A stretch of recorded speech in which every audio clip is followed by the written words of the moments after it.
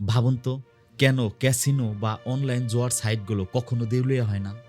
কারণ তারা আপনার মস্তিষ্ককে ব্যবহার করতে জানে। আপনি কি জানেন, জুয়া খেলার সময় আপনার মস্তিষ্ক আপনাকে ধ্বংসের পথ দেখায়? বাংলাদেশে এখনো প্রায় ৫০ লাখেরও বেশি মানুষ অনলাইন জুয়ায় আসক্ত। আর গবেষণা বলছে ২০২৭ সালে এই সংখ্যা ২ কোটি ছাড়িয়ে যাবে। কি ভাবছেন এতগুলো মানুষ সবাই বোকা?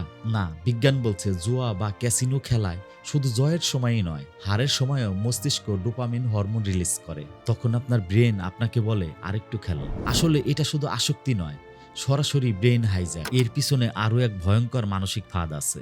সেটা হলো গ্যাম্বলার্স ফ্যালাসি, যা আপনাকে সবসময় এটা চিন্তা করায় আগেরবার হেরেছি কিন্তু এবার অবশ্যই জিতবো। এই প্রসেসে হাজার হাজার তরুণ এই ভয়ঙ্কর ফাঁদে জড়িয়ে পড়ছে। তেমনি এক ইঞ্জিনিয়ারিং স্টুডেন্ট রাসেল, সে প্রথমবার এই অনলাইন জুয়া খেলে ৩,০০০ টাকা জিতে নেয়। তখন সে ভাবে, আরে এভাবে তো টাকা ইনকাম করা খুবই সহজ। কিন্তু ১ বছরের মধ্যে যা হয় সেটা শুনলে আপনি চমকে যাবেন। রাসেলকে ইউনিভার্সিটি থেকে ড্রপ আউট হতে হয়, সাথে জুয়া খেলে যে ঋণ হয়েছিল সেই টাকা শোধ করতে গ্রামের জমিটুকু বিক্রি করতে হয়। এটাই আলটিমেট রেজাল্ট।